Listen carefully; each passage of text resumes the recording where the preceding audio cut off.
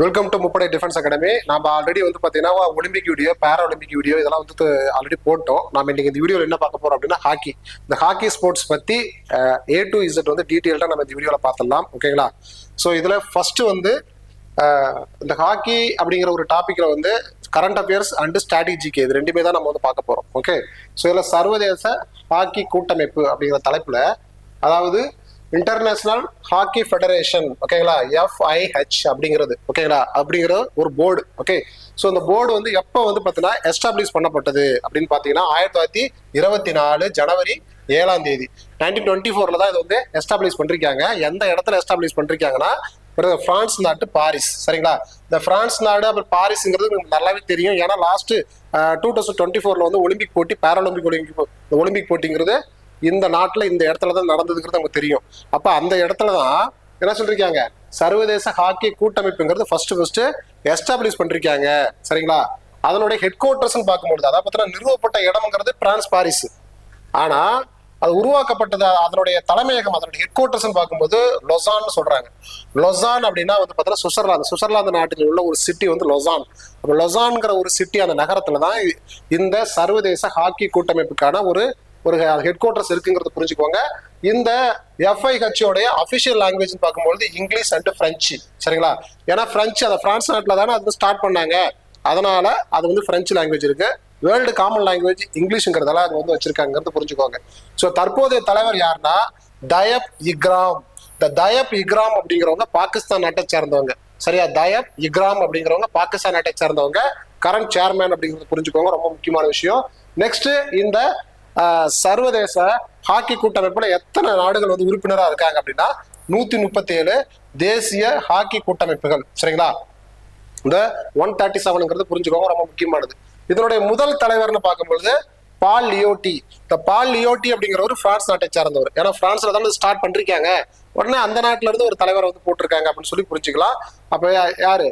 பால் லியோட்டி அப்படிங்கிறவர். இந்த பால் லியோட்டி அப்படிங்கிறவர் தான் சர்வதேச ஹாக்கி கூட்டமைப்புடைய முதல் தலைவர். சோ தற்போதைய தலைவர் யார் அப்படின்னா என்னது, பாகிஸ்தான் நாட்டை சார்ந்தவர். யாருன்னா தயப் இக்ராம் அப்படின்னு சொல்லி புரிஞ்சுக்கலாம். சரிங்களா?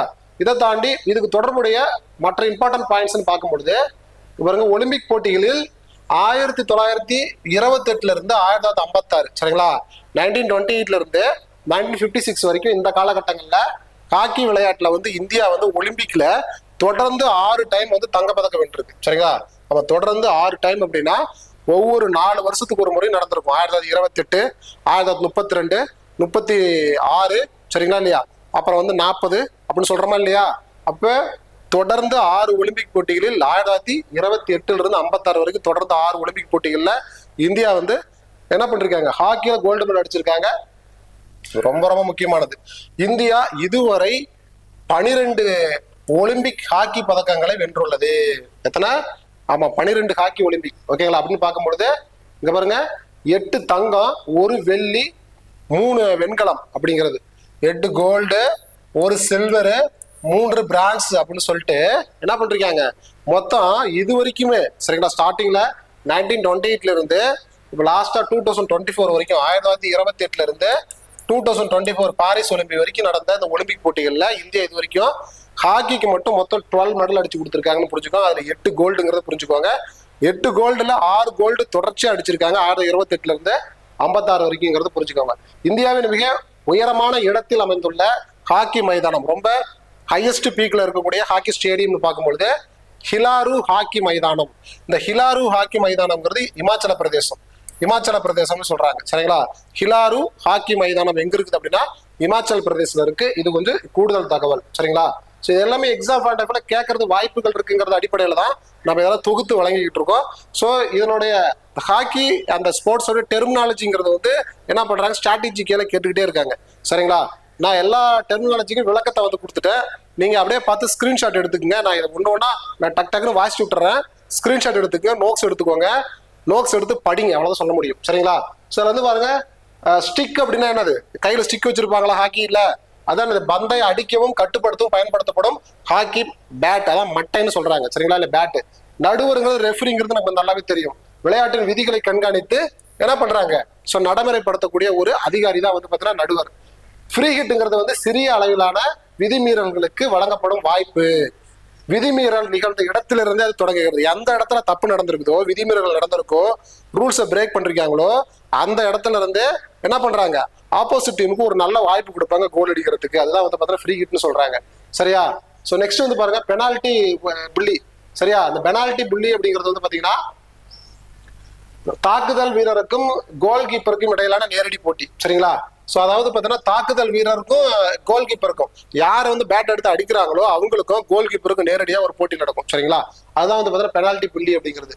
பெனால்டி ஸ்ட்ரோக்குங்கிறது வட்டத்திற்குள் நிகழும் கடுமையான விதிமீறல்கள். சரிங்களா? இந்த கிரவுண்ட்ல சென்டர் பாயிண்ட்ல வட்டமா இருக்கும் தெரியுங்களா, அதுல ஏதாவது ரூல்ஸ் அண்ட் ரெகுலேஷன் பிரேக் பண்ணிட்டாங்கன்னா அந்த இடத்துல வந்து பெனால்டி மாதிரி போட்டு என்ன பண்ணுவாங்கன்னா கோலை வந்து அந்த இது பாக்ஸ் நோக்கி அடிக்கிறதுக்கு வாய்ப்பு கொடுப்பாங்கிறத புரிஞ்சுக்கலாம்.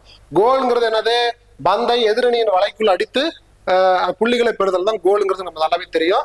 கார்னர், அதாவது பெனால்டி கார்னர் அப்படின்னா தற்காப்பு சார்ந்த விதிமீறல்களுக்காக வழங்கப்படக்கூடிய ஒரு சிறப்பு வாய்ப்பு அப்படிங்கிறது புரிஞ்சுக்கலாம். ஓகேங்களா? ஸோ எல்லாமே வந்து பார்த்தீங்கன்னா ஸ்கிரீன்ஷாட் எடுத்துக்கோங்க. ஸோ இல்லைன்னா வந்து பார்த்தீங்கன்னா நோட் பண்ணிக்கோங்க. ஓகேங்களா? நெக்ஸ்ட் வந்து பார்த்தீங்கன்னா அண்டர் கட்டிங். அண்டர் கட்டிங் அப்படின்னா பந்தை ஆபத்தான முறையில் விதி மீறி மேல் நோக்கி உயர்த்துதல் அப்படிங்கிறது. சரிங்களா? அதுதான் அண்டர் கட்டிங். நெக்ஸ்ட் புஷ்இன் அப்படின்னா பக்கவாட்டு எல்லை கோட்டிலிருந்து ஆட்டத்தை மீண்டும் தொடங்கும் முறை. பக்கவாட்டு எல்லை கோட்டானது சைட்ல இருக்கா இல்லையா? சைட்ல. சரியா? ஸோ ரெக்டாங்குலர் ஷேப்ல தான் இருக்கு. சைட்ல உள்ள கோட்ல இருந்து கேம் ஸ்டார்ட் பண்றதுங்கிறது. ஷூட்டிங்கிறது கோல் அடிப்பதற்கான முயற்சி அப்படிங்கிறது புரிஞ்சுக்கலாம். ஹால்ஃப் வாலி அப்படின்னா பந்து தரையில் பட்டு துள்ளிய உடனே அதை அடித்தல் அப்படிங்கிறது புரிஞ்சுக்கலாம். ஃபுல் பேக் அப்படிங்கிறது சொந்த கோலுக்கு அருகில் நின்று தற்காப்பில் ஈடுபடும் வீரர் அப்படிங்கிறது புரிஞ்சுக்கலாம். ஓகேங்களா? ஓகே. ஸோ அடுத்தது இங்க பாருங்க, ஆஸ்ட்ரோட்ரோஃப். ஆஸ்ட்ரோட்ரோஃப்னா நவீன ஹாக்கி போட்டிகளுக்கு பயன்படுத்தப்படும் செயற்கை தரைத்தளம் அப்படின்னு புரிஞ்சுக்கலாம். ரைட் பேக் ஆடுகளத்தின் வலதுபுறத்தில் நிலை நின்று தற்காப்பில் ஈடுபடும் வீரர் ஆகும். ஓகேங்களா? இது ஒரு வகையான டெர்மினாலஜி. டை பிரேக்கர் அப்படின்னா ஆட்டம் சமனில் முடிந்தால், சரிங்களா, வெற்றியாளரை தீர்மானிக்கக்கூடிய முறைக்கு பேர் தான் டை பிரேக்கர் அப்படின்னு சொல்லலாம். சரிங்களா? ஸோ இந்த டெர்மினாலஜி ஜஸ்ட் ரீட் அவுட் பண்ணிக்கோங்க, ரொம்ப ஸ்டெயின் பண்ணி இது பண்ண வேண்டாம். ரீட் அவுட் பண்ணுங்கன்னு தான் சொல்றேன் நான். சரிங்களா? ரீட் அவுட் பண்ணிக்கோங்கன்னு சொல்றேன் நான், வேற ஒன்றும் இல்லை. ஸோ நெக்ஸ்ட் வந்து பாருங்க சென்ட்ரல் ஃபார்வர்ட். சரிங்களா? சென்ட்ரல் ஃபார்வர்ட் அப்படின்னா மையத்தில் உள்ள முக்கிய அந்த தாக்குதல் வீரர் அப்படின்னு சொல்லி புரிஞ்சுக்கலாம். ரோல் இன் அப்படின்னா என்ன மீனிங்னா, ரோல் இன் பக்க கோட்டிலிருந்து பந்தை உருட்டி ஆட்டத்தை தொடருதல் அப்படிங்கிறது. பாஸ் பேக் அப்படிங்கிறது சக வீரருக்கு பந்தை பின்னோக்கி அனுப்புதல். ஆஃப் சைடு அப்படிங்கிறது என்னது, இது வந்து பழைய விதியா, இந்த தாக்குதல் வீரர் பந்து மற்றும் இந்த தடுப்பாட்ட வீரர்களுக்கு முன்னால் இருத்தல் அப்படிங்கிறது. சரிங்களா? நெக்ஸ்ட் பாருங்க ட்ரிப்ளிங். ட்ரிப்ளிங் அப்படிங்கிறது வந்து பாத்தீங்கன்னா மட்டையை கொண்டு பந்தையை கட்டுப்படுத்தி நகர்த்துதல் அப்படின்னு புரிஞ்சுக்கலாம். ஓகேங்களா? ஓகே. ஸோ அடுத்தது வந்து பாத்தீங்கன்னா ஸோ ஜாப் லான்ச். இந்த ஜாப் லான்ச் அப்படின்னா என்ன மீனிங்? சரிங்களா? ஜாப் லான்ச் அப்படின்னா எதிராளியை எதிர்கொள்வதற்கு இந்த தற்காலிப்பு, இந்த என்ன சொல்லிருக்காங்க, ஜாப் லான்ச், எதிராளியை எதிர்கொள்வதற்கான தற்காப்பு நுட்பங்கள் அப்படின்னு சொல்லி புரிஞ்சுக்கலாம். சடன் டெத் அப்படின்னா கூடுதல் நேரம், இதில் முதலில் கோல் அடிப்பவர் வெற்றி பெறுவார் அப்படிங்கிறது புரிஞ்சுக்கலாம். ரிவர்ஸ் பிளிக் அப்படின்னா மட்டையின் பின்பக்கத்தை பயன்படுத்தி அடிக்கப்படும் திறமையான ஷாட் அப்படிங்கிறது புரிஞ்சுக்கலாம். சரிங்களா? இது எல்லாமே ஒரு டெர்மினாலஜி. சும்மா ஜஸ்ட் நான் வந்து என்ன பண்றீங்கன்னா ரீட் அவுட் பண்றீங்க, நீங்க நோட்ல நோட் பண்ணி ஜஸ்ட் படிச்சுக்கோங்க. சரிங்களா? ஸோ இதை தாண்டி ஹாக்கியோட பரிணாமங்கள் அப்படின்னா அதனுடைய ஸ்ட்ரக்சர். சரிங்களா? அந்த ஹாக்கியோடைய அந்த இது இருக்குல்ல, அது உள்ளார வந்து பார்த்தீங்கன்னா அதனுடைய பேட்டு பிளஸ் பந்து, அதை பத்தி ஒரு டீட்டெயில்ஸ். ஆடுகளத்தோட வடிவம்னு பார்த்தீங்கன்னா ரெக்டாங்குலர் ஷேப் தான். சரிங்களா? செவ்வகம். சரிங்களா? இப்படிதான் இருக்கும். சரிங்களா? ஆடுகளத்தோடைய அகலம். சரிங்களா? அதாவது பார்த்தீங்கன்னா இது வந்து லென்த்து, இது வந்து பிரெத்துன்னு சொல்லி புரிஞ்சுக்கோங்க. நீளம் அகலம். அப்ப நீளங்கிறது ரொம்ப பாருங்க, நீளங்கிறது 91.4 மீட்டர். அதே அகலம்ங்கிறது வந்து 55 மீட்டருங்கிறத புரிஞ்சுக்கோங்க, ரொம்ப முக்கியமான விஷயம். நெக்ஸ்ட் பந்தினுடைய எடை ஒயிட் கலர்ல தான் இருக்கும் ஹாக்கியோட பந்து. ஒயிட் கலர் பந்து வந்து பார்த்தீங்கன்னா அதனுடைய வெயிட்னு பார்க்கும்பொழுது 156 இருந்து 163 கிராம் அப்படின்னு புரிஞ்சுக்கலாம். ஹாக்கி மட்டை இருக்கா இல்லையா, அந்த பேட்டோடைய லென்த் வந்து பார்த்தீங்கன்னா 89 இருந்து 95 மீட்டர், 89 இருந்து 95 மீட்டருங்கிறத புரிஞ்சுக்கலாம். ஹாக்கி மட்டையோட எடை அது கிராம்னு பார்க்கும்பொழுது, அந்த பேட்டோடைய வெயிட்னு பார்க்கும்பொழுது 737 கிராம் அப்படின்னு சொல்லி புரிஞ்சுக்கலாம். சரிங்களா? 737 கிராம் அப்படின்னு சொல்லி புரிஞ்சுக்கலாம். ஸோ இது எல்லாமே பேசிக்கா நீங்க வந்து ஹாக்கியில தெரிஞ்சுக்க வேண்டியது. ஓகே. ஸோ நெக்ஸ்ட் வந்து டி வட்டத்தின் ஆரம் அப்படின்னா என்னன்னா, கிரவுண்ட் இருக்குல்ல, ரெக்டாங்குலர் ஷேப்ல இருக்கா, இங்க நடுவில் வந்து பார்த்தீங்கன்னா இப்படி இருக்கும். இந்த டி இன்ட்ரிக்ஸ் பத்தியா டி, டி வட்டத்தோடைய ஆரம். சரிங்களா? வட்டத்துல பாதி ஆரம்னு சொல்றோமா இல்லையா? ஆமா. பாருங்க இதான் வட்டம்னா வட்டத்துல பாதி ஆரம். ஓகேங்களா? சோ அப்ப டி வட்டத்துடைய ஆரம்னு பார்க்கும்பொழுது பாருங்க 15 மீட்டர் அப்படின்னு சொல்றாங்க. 15 மீட்டர் அப்படின்னா 16 கஜங்கள்னு சொல்றாங்க. இதையும் நோட் பண்ணிக்க. கஜங்கள்ல கேட்டாலும் ஆன்சர் நீங்க போடணும். கோல் கம்பத்துடைய நீளம்னு பார்க்கும் பொழுது 3.66 மீட்டர்கள், அதாவது 4 கஜங்கள்னு சொல்றாங்க. அதை நோட் பண்ணிக்கோங்க. அப்ப கோல் கம்பத்துடைய நீளம் வந்து 3.66 மீட்டர்னா ஹைட் வந்து என்னது 2.14 மீட்டருங்கிறத புரிஞ்சுக்கோங்க. ஓகேங்களா? விளையாட்டின் கால அளவுன்னு பார்க்கும் பொழுது 60 நிமிடங்கள். 60 நிமிடங்கள் அப்படிங்கிறது வந்து பார்த்தீங்கன்னா 1 ஹவர் சொல்றோம். அப்ப கால் மணி நேரம் கால் மணி நேரம் கால் மணி நேரம் கால் மணி நேரம் சொல்லி 4 கால் மணி நேரமா பிடிக்கிறாங்க. 4 குவார்டர்ஸ். புரியுங்களா இல்லையா? அப்ப வந்து 4 குவார்டர்ஸ் இன்ட்டு 50 மினிட்ஸ் அப்படிங்கிறது தான் 60 மினிட்ஸ் அப்படின்னு சொல்லி புரிஞ்சுக்கலாம். ஓகே. ஸோ இதுல இந்த ஹாக்கி தொடர்பான முக்கியமான கேம்ஸ் வந்து என்னென்ன வந்து இது வரைக்கும் வச்சிருக்காங்க, இப்போ ரீசெண்டா வச்சிருக்காங்க அப்படிங்கிறது நமக்கு வந்து எக்ஸாம் பாயிண்ட் ஆஃப் வியூல இங்க பாருங்க. 2025 ஜூனியர் ஆண்கள் ஹாக்கி உலக கோப்பை. சரிங்களா? இது வந்து எங்க நடந்ததுன்னா சென்னையில் நடந்திருக்கு. சென்னையில் நடந்திருக்கு. இதுல வந்து பாத்தீங்கன்னா வெற்றியாளர் பிளஸ் 2ஆம் இடம் 2 கொடுத்துருக்கேன். அப்ப ஃபர்ஸ்ட் வர பேர் வெற்றியாளர், ஜெர்மனி தான் அதுல வின்னரு, ஸ்பெயின் வந்து ரன்னருங்கிறத புரிஞ்சுக்கோங்க. அப்ப 2025 ஜூனியர் ஆண்கள் ஹாக்கி வேர்ல்டு கப் வந்து எங்க நடந்திருக்கு? சென்னையில தான் நடந்திருக்குங்கிறத புரிஞ்சுக்கோங்க. ஜெர்மனி ஃபர்ஸ்ட் பிரைஸ், ஸ்பெயின் வந்து செகண்ட் பிரைஸ். அதே 2025 ஆண்கள் ஹாக்கி ஆசிய கோப்பை, ஆண்கள் ஹாக்கி ஆசிய கோப்பை வந்து பார்த்தோம்னா 12th எடிஷன், அதாவது 12வது ஆண்கள் ஹாக்கி ஆசிய கோப்பை வந்து பார்த்தீங்கன்னா பீகார்ல ராஜ்கிரி அப்படிங்கிற ஒரு இடத்துல வந்து நடந்திருக்கு. பீகார்ல ராஜ்கிரி, அதாவது இந்தியாவில தான் நடந்திருக்கு. சரிங்களா இல்லையா? ஆசிய கோப்பை ஹாக்கி போட்டி. அப்ப அதுல வந்து ஃபர்ஸ்ட் பிளேஸ் வின்னர்னு பார்த்தா இந்தியா, ரன்னர்னு பார்த்தா சவுத் கொரியாங்கிறது புரிஞ்சுக்கோங்க. சரியா? அப்ப குறைஞ்சபட்சம் இந்தியா வின் பண்ணதையாவது படிச்சுக்கோன்னு சொல்ற வரேன் நான். இந்தியா வின் பண்ணிருக்குது, அப்ப கண்டிப்பா கேட்கறதுக்கு வாய்ப்புகள் இருக்கு அப்படின்னு சொல்லி புரிஞ்சுக்கோங்க. சோ அதனால படிச்சுக்கோங்கன்னு சொல்றேன் நான். நெக்ஸ்ட் வந்து பாருங்க, 2025 வந்து பாத்தீங்கன்னா பெண்கள் ஹாக்கி ஆசிய கோப்பை.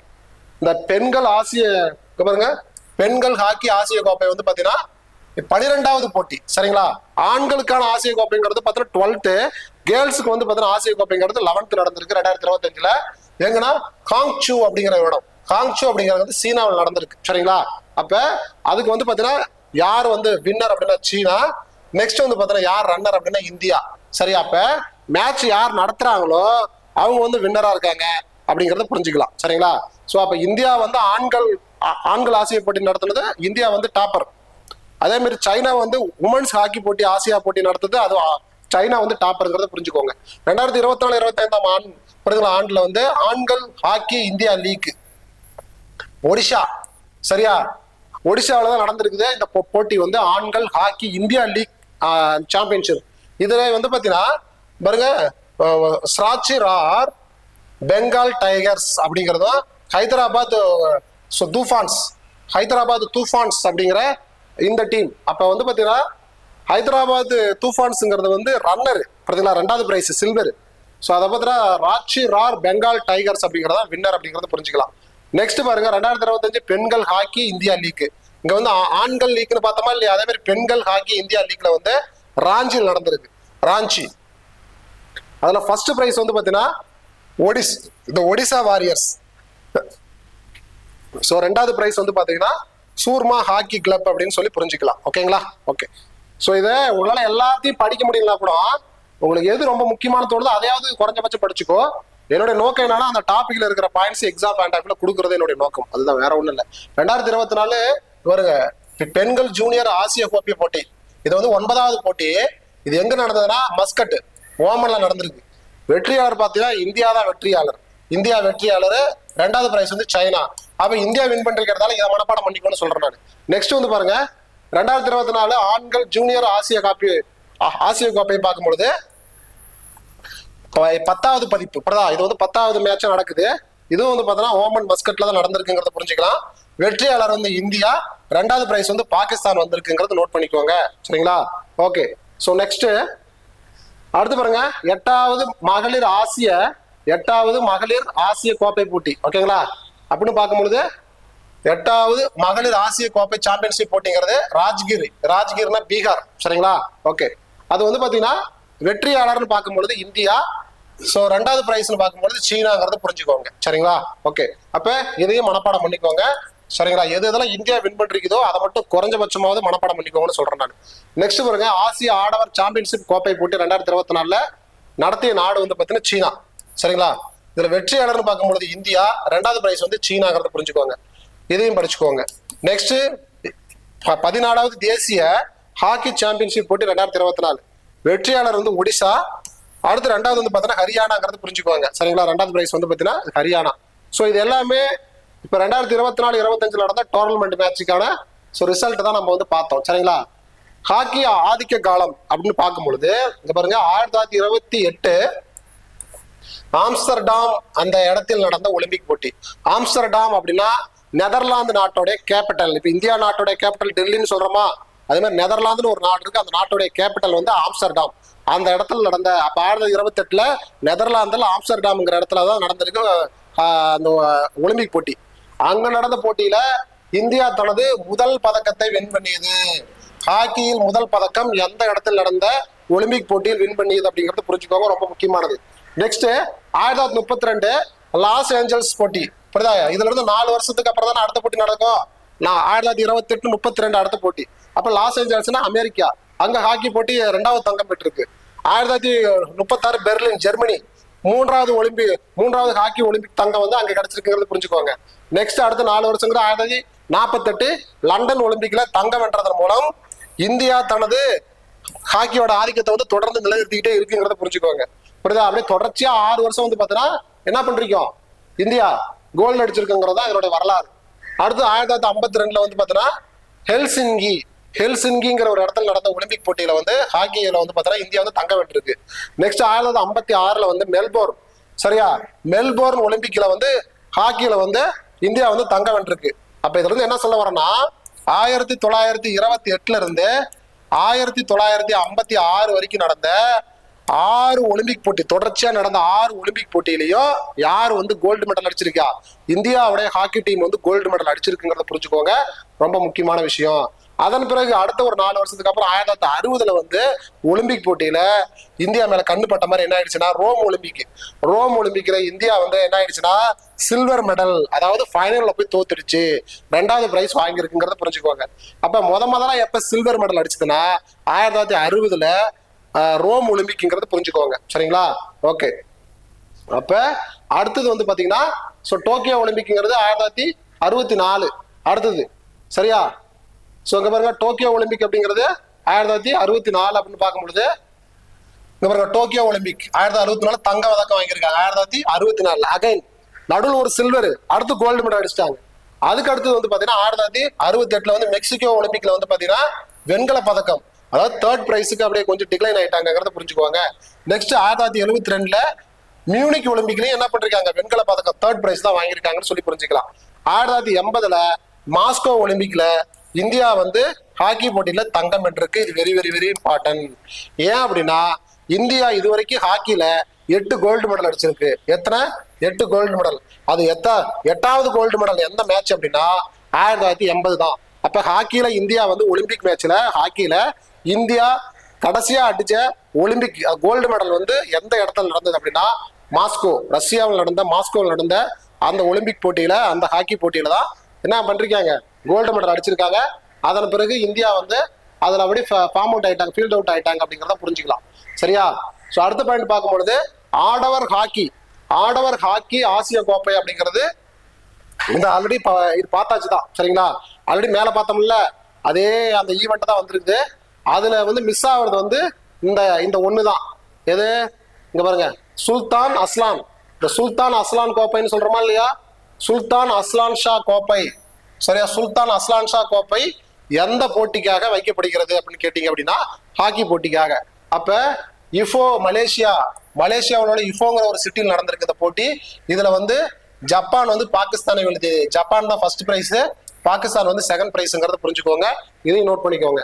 இந்தியாவின் முக்கிய ஹாக்கி மைதானங்கள்னு பார்க்கும் பொழுது பிர்சா முண்டா சர்வதேச ஹாக்கி மைதானம். பிர்சா முண்டா தெரியும் நமக்கு, வந்து பாத்தீங்கன்னா சுதந்திர போராட்ட காலத்துல ட்ரைபுக்காக போராடிய ஒரு விவசாய போராட்ட வீரர், வந்து சுதந்திர போராட்ட வீரர் பிர்சா முண்டா சர்வதேச ஹாக்கி மைதானம் ஒடிசாவின் ரூர்கோலாவில் அமைந்துள்ளது. சரியா? ஒடிசாவில் இருக்கக்கூடிய ரூர்கோலாங்கிற ஒரு ஏரியா சரியா அமைந்துள்ளது. இது உலகின் மிகப்பெரிய ஹாக்கி மைதானங்கள். புரியுதுங்களா? உலகின் மிகப்பெரிய ஹாக்கி மைதானம் எங்க இருக்குது? இந்தியாவில தான் இருக்கு. World biggest largest hockey stadium அப்படின்னு பார்க்கும்போது இந்தியாவில தான் இருக்கு. ஒடிசாவில் இருக்கு, ரூர்கேலாவில் இருக்கு. அந்த ஸ்டேடியத்துடைய பேர் வந்து பாத்தீங்கன்னா Birsa Munda international hockey stadium அப்படின்னு புரிஞ்சுக்கலாம். நெக்ஸ்ட் பாருங்க, கலிங்கா ஹாக்கி மைதானம் ஒடிசாவின் புவனேஸ்வரத்தில் அமைந்துள்ளது. புரியுதா? கலிங்கானது அது ஒடிசா தான். ஓகே, அதனுடைய மைதானம் வந்து ஒடிசாவின் புவனேஸ்வர்ங்கிற சிட்டி இருக்கா இல்லையா, அங்க அமைஞ்சிருக்குங்கிறது புரிஞ்சுக்கலாம். மேஜர் தியான் சந்த் தேசிய மைதானம் புதுடெல்லியில் அமைஞ்சிருக்குங்கிறத புரிஞ்சுக்கலாம். ரொம்ப முக்கியமான விஷயம். ஓகேவா? ஓகே, அடுத்தது சர்தார் வல்லபாய் பட்டேல் சர்வதேச ஹாக்கி மைதானம் சத்தீஸ்கரின் ராய்ப்பூரில் அமைந்துள்ளது. சர்தார் வல்லபாய் பட்டேல் பேர்ல வந்து ஹாக்கி மைதானம் இருக்கு. ஏன்னா சத்தீஸ்கர்ங்கிற ஸ்டேட்ல வந்து ராய்ப்பூர் அப்படிங்கிற ஒரு இடத்துல வந்து இருக்குங்கிறத புரிஞ்சுக்கோங்க. குரு கோவிந்த் சிங் ஹாக்கி மைதானம் எங்க இருக்குது அப்படின்னு பாத்தீங்கன்னா பஞ்சாபில் உள்ள ஜலந்தர். பஞ்சாபில் உள்ள ஜலந்தர்ல தான் இந்த ஸ்டேடியம் இருக்குங்கிறத புரிஞ்சுக்கலாம். சிவாஜி மைதானம் எங்க இருக்குதுன்னா புதுடெல்லியில் இருக்கு. சிவாஜிங்கிற பேரை பார்த்தாலே மகாராஷ்டிரான்னு போட்டுறாதீங்க, அது புதுடெல்லியில் இருக்குங்கிறத புரிஞ்சுக்கோங்க. ஹாக்கி மைதானம் பத்மஸ்ரீ முகமது ஷாஹித் சேர்க்கை ஹாக்கி மைதானம் உத்தரப்பிரதேசத்தில் உள்ள லக்னோவில் அமைந்துள்ளது. ஒரு முஸ்லீம் பேர்ல இருக்கு, இதை கொஞ்சம் நோட் பண்ணி வச்சுக்கோங்க. உத்தரப்பிரதேசத்துல லக்னோவில் அமைந்துள்ள ஒரு hockey stadium. Next Maulana Mohammed Tayebulla hockey அரங்கம் அசாமின் ஹவுகாத்தியில் இருக்கு. இதுவும் ஒரு முஸ்லீம் ஸ்டேடியம்ங்கிறத புரிஞ்சுக்கோங்க. ஸோ இதையும் நோட் பண்ணி வச்சுக்கோங்க. ஓகேங்களா? ஓகே, ஸோ அடுத்து பாருங்க, ஆண்கள் ஹாக்கி போட்டி இருக்கா இல்லையா? ஆமா, அந்த உலக கோப்பை புரியுதுங்களா, மென்ஸ் ஹாக்கி இந்த வேர்ல்டு கப். அந்த போட்டியில என்ன சொல்றீங்க, யாரு எத்தனை மெடல் அடிச்சாங்க, யார் வின்னரு, யார் ரன்னரு, பிளஸ் எந்த இடத்துல நடந்ததுங்கிற ஒரு டேபிள் காலம் தான் இது. ஓகேங்களா? இந்த டேபிள் காலம் வந்து ரொம்ப முக்கியமானது. நான் சொல்றதை மட்டும் நோட் பண்ணிக்கோங்க. சரிங்களா? எல்லாத்தையும் படிக்க வேண்டியது இல்லை. இங்க பாருங்க, இதுல ஃபர்ஸ்ட் என்ன கொடுத்துருக்காங்க அப்படின்னா ஆண்டு, எந்தெந்த ஆண்டுல மேட்ச் நடந்தது. இங்க பாருங்க, மேல் ஹாக்கி வேர்ல்டு கப் புரியுதுங்களா, 1971 ஆண்டு, நடைபெற்ற இடம் பிளேஸ், வெற்றியாளர் அதாவது வின்னரு, ரன்னரு, எத்தனாவது பொசிஷன், இந்தியாவோட நிலை அப்படிங்கிறது தான். அப்ப இப்படி பார்க்கும் பொழுது 1971 தான் ஃபர்ஸ்ட் மேல் ஹாக்கி வேர்ல்டு கப் நடந்திருக்கு. இதுவே ஒரு கொஸ்டின் தான், ஸ்ட்ராட்டஜிக்கே தான். 1971 தான் நடந்திருக்கு. இது ஒரு ஃபர்ஸ்ட் பாயிண்ட். எந்த இடத்துல நடந்தது? ஸ்பெயின்ல நடந்தது. பார்சிலோனா அப்படிங்கிற ஒரு இடத்துல ஸ்பெயின் நாட்டில் தான் நடந்திருக்குங்கிறத புரிஞ்சுக்குவாங்க. அதனுடைய வின்னர் யாருன்னு பார்த்தா நம்முடைய பங்காளி யாரு? பாகிஸ்தான் தான் ஃபர்ஸ்ட் ஹாக்கி போட்டியில வின்னர் ஆயிருக்காங்க. அதுல ரன்னர்னு பாத்தீங்கன்னா ஸ்பெயின் யார் எடுத்து நடத்தினாங்களோ அவங்க தான் வந்து பாத்தீங்கன்னா ரன்னர். அப்ப இந்தியா எத்தனாவது இடம் சார்? அதுல இந்தியா வந்து 3வது இடம். இந்தியா வந்து 3வது இடங்கிறத புரிஞ்சுக்கோங்க, ரொம்ப முக்கியமான விஷயம். ஓகேவா?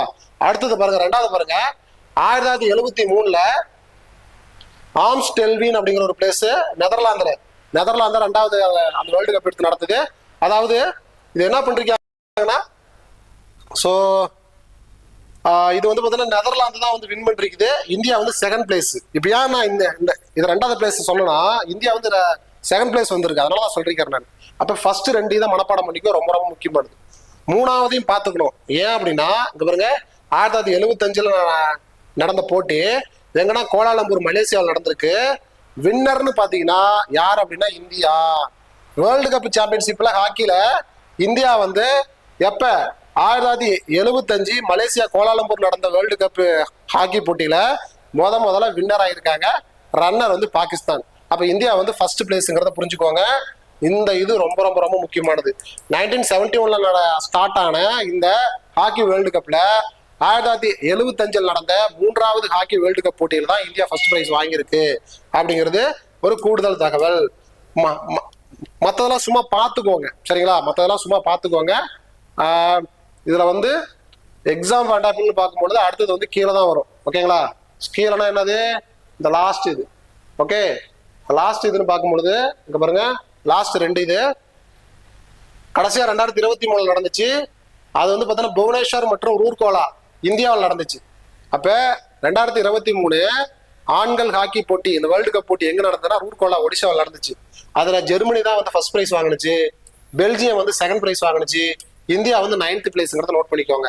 நெக்ஸ்ட் 2026 இப்ப நடக்க போகுது எங்கன்னா வாவ்ரே அப்படிங்கிற பெல்ஜியம்ங்கிற ஒரு நாட்டுல வாவ்ரேங்கிற இடத்துல நடக்கக்கூடிய போட்டி தான் வந்து அது ஆம்ஸ்டெல்வின் அப்படிங்கிற நெதர்லாந்துல நடக்குது. அப்ப பெல்ஜியம் பிளஸ் நெதர்லாந்து 2 பேரும் சேர்ந்து இந்த ஆண்கள் ஹாக்கி வேர்ல்டு கப் போட்டி வந்து நடத்துறாங்க 2026. இனிமேதான் நடத்த போறாங்க. ஸோ அவர் யார் வின்னரு, யார் ரன்னரு, இந்தியா எத்தனாவது பிளேஸ்ங்கிறது இனிமேதான் தெரியுங்கிறத புரிஞ்சுக்கலாம். ஓகேவா? அடுத்து வந்து பாருங்க குறிப்பு. சரிங்களா? முதல் ஹாக்கி உலகக்கோப்பை போட்டி. சரிங்களா? அப்ப எப்ப நடந்துச்சு? 1971 தான் நடந்துச்சு. ஆனா இந்தியா வந்து ஃபர்ஸ்ட் எப்ப வந்து பாத்தீங்கன்னா அதுல வந்து டாப் ரேங்க் அடிச்சிச்சு, அதாவது பாத்தீங்கன்னா கோல்டு அடிச்சது வேர்ல்டு கப்ல 1974. சரிங்களா இல்லையா? 1974 75 அடிச்சிருக்கு நினைக்கிறேன். ஓகேங்களா? 74 75 செக் பண்ணிக்கலாமா? ஓகே. 1900 ஆமா 1975. ஓகேங்களா? 1975 தான் இந்தியா வந்து என்ன பண்ணிடுச்சு, கோல்டு அடிச்சதுங்கிறத புரிஞ்சுக்கலாம். ஓகேங்களா? ஓகே. சோ நெக்ஸ்ட் வந்து பாருங்க, அந்த ஹாக்கி விளையாட்டு 1908 ஒலிம்பிக்கில் சேர்க்கப்பட்டது. ரொம்ப ரொம்ப முக்கியமானது.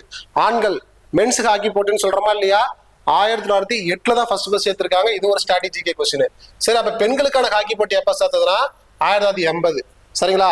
1908 அது அப்படியே லாஸ்ட் 2 நம்பரை வந்து அப்படி உல்டா பண்ணீங்கன்னா 1980 பாத்துக்குங்க. ஆண்கள் போட்டி 1908 சேர்த்துட்டாங்க ஒலிம்பிக்ல. 1980 தான் பெண்கள் ஒலிம்பிக் போட்டி சேர்த்திருக்காங்கன்னு புரிஞ்சுக்கோங்க. அதுல வந்து கிரீன் கார்டு கொடுத்தாங்க அப்படின்னா எச்சரிக்கைன்னு அர்த்தம். சரிங்களா? எச்சரிக்கைன்னு அர்த்தம், ரொம்ப முக்கியமானது. வார்னிங் பண்றாங்கன்னு அர்த்தம். மஞ்சள் கார்டு எல்லோ கார்டு கொடுத்தாங்கன்னா தற்காலிக இடைநீக்கம். சரியா? டெம்பரவரி சஸ்பென்ஸ் அப்படின்னு அர்த்தம். சிவப்பாட்டை ரெட் கார்டு அப்படின்னா நிரந்தர வெளியேற்றம் அப்படின்னா என்ன மீனிங்? அதாவது பர்மனண்ட் சென்ட் ஆஃப் அப்படின்னு அர்த்தம். இதெல்லாம் கொஞ்சம் கரெக்டா நோட் பண்ணிக்கோங்க. இதெல்லாம் வந்து கொஸ்டின் ஏரியா. ஹாக்கில பந்து கடினமான பிளாஸ்டிக்கால் ஆனது. பிளாஸ்டிக்காலா இருக்கும். அப்படிதான் அந்த வந்து ஹாக்கி பந்து எதனால ஆனது? பிளாஸ்டிக்கால் இருக்கும். அவங்க வந்து பேட் வச்சு அடிச்சாங்கன்னா முன்னாடி எல்லாம் அடி வாங்குற மாதிரி தான் இருக்கும். பேடு கட்டிட்டு தான் இருப்பாங்க. ஆனது வெள்ளை நிறத்தில் இருக்குங்கிறத புரிஞ்சுக்கோங்க. ஹாக்கி இந்தியாவின் தேசிய விளையாட்டாகும். ஆனால் அது ஒரு அதிகாரப்பூர்வமற்ற அங்கீகாரம் பெற்றது. அன்அபிஷியலா தான் நம்ம வந்து அதை வந்து ஹாக்கி வந்து நேஷனல் கேம்னு சொல்லிட்டு இருக்கோம். என்ன சொல்றீங்க? அதை கொஞ்சம் பாத்துக்கோங்க. ஒவ்வொரு அணியிலும் 11 விளையாட்டு வீரர்கள் இருக்காங்க. எத்தனை பேரு? 11 பேர் இருப்பாங்கன்னு புரிஞ்சுக்கோங்க. 11 பேர் இருப்பாங்க. 10 பேர் உள்ளார இருப்பாங்க. ஒருத்தர் கோல் கீப்பர்னு புரிஞ்சுக்கோங்க. நெக்ஸ்ட், போட்டியின் கால அளவு 60 நிமிடங்கள். அதுல 4 குவார்டர்ஸா பிரிச்சாங்க அப்படின்னா 1/4 மணி நேரம் சொல்லி பிரிச்சிருவாங்க. 4 டைம். செவ்வக வடிவ மைதானம்னு பார்க்கும்பொழுது அது வந்து பாத்தீங்கன்னா 91.4 மீட்டர் இன்ட்டு 55 மீட்டர். இதான் வந்து எக்ஸாம் பேண்டம்ல கேட்பாங்க. நீளம் அகலம் அப்படின்னு பார்க்கும்பொழுது லென்த் இன்ட்டு பிரெத்னு பார்க்கும்பொழுது 91.4 மீட்டர் இன்ட்டு 55 மீட்டர். கோல் கம்பத்தின் உயரம்னு பார்க்கும்பொழுது 2.14 மீட்டரும் அகலம் வந்து பாத்தீங்கன்னா 3.66 மீட்டரும் அப்படின்னு சொல்லி புரிஞ்சுக்கோங்க. கோல் கம்பம் இருக்கா இல்லையா? இப்படி இருக்குமா இல்லையா? ஸோ இதான் சொல்ல வராங்க. ஓகேங்களா? ஓகே. ஸோ இதெல்லாம் கொஞ்சம் பார்த்துக்கோங்க. ஸோ நெக்ஸ்ட் வந்து பாருங்க, தியான் சந்த். ஹாக்கினாவே தியான் சந்தை பத்தி நம்ம கண்டிப்பா தெரிஞ்சுக்கணும். தியான் சந்த். ஸோ தியான் சந்த் அப்படிங்கிறவர் யாருன்னா முன்னாள் ஹாக்கி விளையாட்டு வீரர். ஸோ நமக்கு வந்து கோல்டு மெடல் அடிச்சு கொடுக்கறதுக்கு ரொம்ப ஒரு முக்கியமா பாடுபட்ட வீரர்.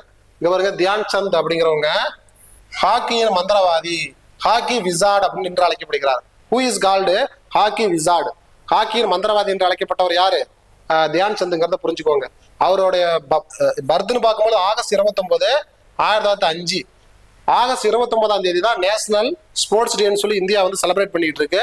ஸோ பிரயாக்ராஜ் அப்படிங்கிறது. சரிங்களா? இந்தியாவில் உத்தரப்பிரதேசத்துல அலகாபாத்னு சொல்றோமா இல்லையா? அலகாபாத் தான் பிரயாக்ராஜ்னு சொல்றோம். அங்கதான் வந்து பர்த்தா இருக்காரு. இயற்பெயர் வந்து தியான் சந்த் சிங் அப்படிங்கிறது. மைய முன்னிலை வீரராக விளையாண்டுருக்காரு. ஒவ்வொருத்தருக்கும் வந்து விளையாட்டுல வந்து ஒவ்வொருத்தருக்கும் ஒரு பொசிஷன் இருக்கும் தெரியுமா? அது வந்து அவருடைய பொசிஷன் என்னன்னா சென்டர் ஃபார்வர்டு பிளேயர்னு சொல்றாங்க. 3 ஒலிம்பிக் தங்க பதக்கங்களை வென்றவர் அப்படிங்கிறது ரொம்ப முக்கியமானது. அப்படின்னா என்னது? 3 ஒலிம்பிக் போட்டியில விளையாண்டு அங்க கோல்டு மெடல் அடிக்கிறதுக்கு தன்னுடைய ரொம்ப பெரிய பங்களிப்பு கொடுத்திருக்காருன்னு அர்த்தம். சரிங்களா? 3 மேட்ச், அதாவது 1928, 1932, 1936. இதுல 1936 மட்டும்தான் அவர் கேப்டனா இருந்திருக்காரு. 1936 நடந்த ஒலிம்பிக் போட்டியில தான் இந்தியாவுடைய கேப்டனா அவர் இருந்திருக்காரு. அப்பயும் கோல்டு அடிச்சிருக்காரு. அதுக்கு முன்னாடி உள்ள 1932, 1928 இந்த 2 இதுலயுமே விளையாண்டுருக்காரு. கோல்டு அடிக்கிறதுக்கு தன்னுடைய பெரும் பங்களிப்பை கொடுத்துருக்காரு. ஆனா கேப்டனா இல்லைங்கிறத புரிஞ்சுக்கோங்க. அப்ப 3 ஒலிம்பிக் போட்டியில தங்கம் வாங்கி இருக்குது அப்படின்னா அது யாரு ரொம்ப முக்கியமான ஆளு? தியான் சந்தா ரொம்ப முக்கியமான ஆளு. சரியா? ஓகே. அடுத்து பாருங்க, பந்து மீதான அபார கட்டுப்பாடு மற்றும் பந்தை லாவகமாக நகர்த்தி செல்லும் அந்த ட்ரிப்ளிங் அந்த திறன்களுக்காக அந்த புகழ் பெற்றவர். சரியா? இவர் அப்படி என்ன ஸ்பெஷலிஸ்ட் அப்படின்னா பந்து மீதான அபார கட்டுப்பாடு, அந்த பந்தை தன்னுடைய கட்டுப்பாட்டுல வச்சுப்பாரு. மற்றும் பந்தை லாவகமாக நகர்த்தி செல்லுது, யாருக்கிட்டையும் சிக்காம கரெக்டா எடுத்துட்டு போயிட்டு கரெக்டா என்ன பண்ணுவாங்க, நகர்த்தி செல்லும் திறனுக்காக புகழ் பெற்றவர் அப்படிங்கிறது. நிலா ஒளியின் கீழ் பயிற்சி மேற்கொண்டதால். சரியா இல்லையா?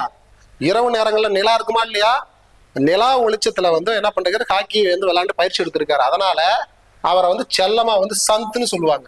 சந்த். சந்த்னா என்னன்னா மூன் அப்படின்னு அர்த்தம். மூன் நிலா என்ற அர்த்தம். சரியா, மூன் நிலா என்ற அர்த்தம். 400க்கும் மேற்பட்ட சர்வதேச கோல்களை அடித்துள்ளார். இன்டர்நேஷனல் மேட்ச்ல 400+ கோல் அடிச்ச ஒரு பெரிய மகான் தான் யாரு, தியான் சந்துங்கிறத புரிஞ்சுக்கோங்க.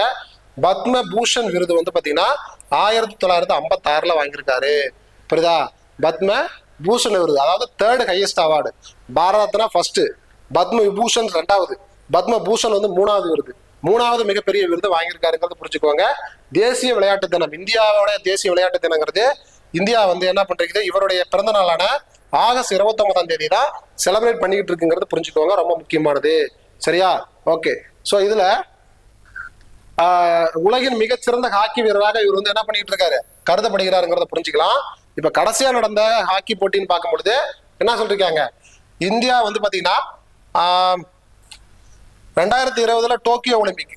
சரியா? 2020ல டோக்கியோ ஒலிம்பிக்ல பிரான்ஸ் வாங்கியிருக்காங்க. இப்ப கடைசியா நடந்ததுல 2024 பாரிஸ் வந்து இப்ப லேட்டஸ்ட் நடந்தது தெரியுமா, அதுல வந்து பாத்தீங்கன்னா பிரான்ஸ் தான் வாங்கியிருக்காங்க. ஓகேங்களா? ஸோ அப்ப மொத்த பதக்கம் இது வரைக்கும் பார்க்கும் பொழுது யாரு, இந்த ஹாக்கி டீம்ல இந்தியா வந்து பாத்தீங்கன்னா ஒலிம்பிக்ல மொத்தம் 13 பதக்கம். ஆல்ரெடி மேல பார்த்தது 12ன்னு பார்த்தோம். ஆனா இதுல வந்து ஒரு வெள்ளி பிளஸ் வந்து 4 பிரான்ஸ் போட்டிருக்காங்க, மொத்தம் 13. சரிங்களா? ஸோ அப்போ இதை கொஞ்சம் செக் பண்ணிக்கோங்க. மேலே வந்து நான் 12 சொல்லியிருந்தேன், ஆனால் இங்கே 13 மொத்தம் வந்து கோல்டு வந்து 13. ஸோ டோட்டல் மெடல் வந்து 13. அதில் 8 கோல்டு, 1 சில்வரு, 4 பிரான்ஸு. சரிங்களா? ஸோ இதில் இப்போ இதில் 2 பிரான்ஸ் இருக்கா, இது 2 பிரான்ஸு. அப்போ அப்படியே வருவோம், மேலே வந்து அந்த டேபிளில் பார்த்தா தெரிஞ்சிடும். சரியா?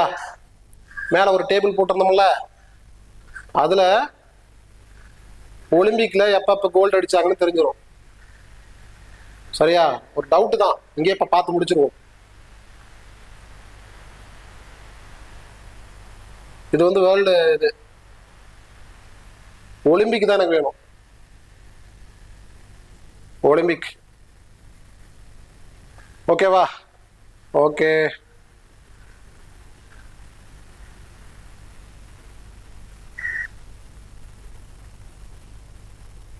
ஓகே, அப்ப 4 தான் கரெக்ட் தான். மொத்தம் வந்து பாத்தீங்கன்னா 13 மெடல் தான். ஏன்னா லாஸ்டா இப்ப 2 வந்து பாத்தீங்கன்னா 2020, 24ல பிரான்ஸ் வாங்கியிருக்காங்களா, அதே மாதிரி இங்க பாருங்க 1968, 1972ல பிரான்ஸ் வாங்கியிருக்காங்க. 4 பிரான்ஸ், 1 சில்வர், மொத்தம் வந்து 5 கேட்டகரியா இது மட்டும். அப்புறம் வந்து 8 வந்து என்னது, 8 வந்து கோல்டு. அப்ப 8 + 5 எவ்வளவு, 13 அப்படிங்கறத புரிஞ்சுக்கோங்க. அப்ப இந்தியா வந்து ஒலிம்பிக்ல இது வரைக்கும் 13 மெடல் வாங்கியிருக்கு. 8 கோல்டு, 1 சில்வரு, 4 பிரான்ஸ். ஸோ இந்த வீடியோ எப்படி இருக்குன்னு சொல்லிட்டு மறக்காம கமெண்ட் பண்ணுங்க. நம்ம அடுத்தடுத்த ஸ்போர்ட்ஸ் வீடியோ போட்டுக்கிட்டே இருப்போம். நன்றி.